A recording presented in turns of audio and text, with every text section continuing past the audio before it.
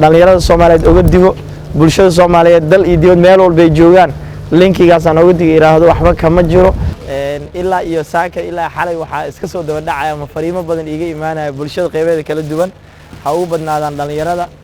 sida mar walba aad maxaa la dhahaa bulshada uga qabtay kadib waxaan rabaa in bulshada Soomaaliyeed aan halkaan diro ah dhalinyarada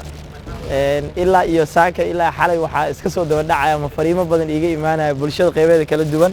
ha ugu badnaadaan dhalinyarada kaasoo sheegaya kooxo tuuga ah magaca wasaaradda linkiina u sameeyay wasaaradda bixinaysa deeq horumarineed codsigaasi haddaad rabto inaad ka mid noqoto dadka deeqdan ka faa'iideysanayo waxa foomkan buuxi link waad garan kartaan waxa waaye tuuga iska rabo ku dhacaan foom qofka uu buuxiyo ugu dambeyn khidmad yar oo $2 bara hadii howl dowladda horta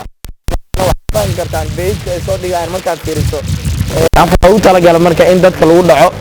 taga dhigo lagu marxabaayo marka wax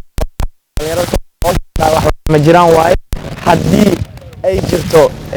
mashaariic sida ay si lamidana waxaan kartaa ma ka heli kartaan warbixinta ama ku bixinta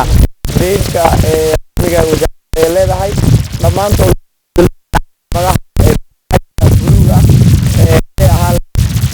social media Facebook ama maxaa la dhahaa Twitter-ka si waxaan u soo dhignaa official si lamida ku baahin ayaduna www.gov.au ama si lamid Somali Youth Hub youthhub.gov.au marka waxaan rabaa inaan halkaan uga faa'iideysto fursaddan iraahdo uga waayay dhalinyarada Soomaaliyeed uga digo bulshada Soomaaliyeed dal iyo dibad meel walba ay joogaan linkigaas aan uga digo iraahdo waxba kama jiro cid alaal cid ay soo gaarsiiso sida aad ku report gareyn lahaydeen ama aad report uga sameyn lahaydeen ku dadaala waxaan rabaa qof walba ay soo gaarto fariintaana inuu si gaarsiiyo dadkiisa ama teamkiisa ogana digo inay yihiin qolo tuuga ah burcada rabto $2 barka ay fiiga meesha ku soo qorteen inay kaliya dadka uga qaataan waa mahadsantiin dhamaantiin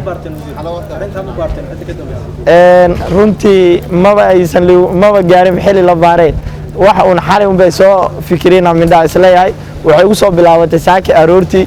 ilaa iyo hadda aan hortiina taaganahay fariimaha waxa iska soo daba dhacayo maanta dhan waxaan ku jiro beeninaan lahaa ruuxa waxba kama jirbeen waay marka waa baarayna insha Allah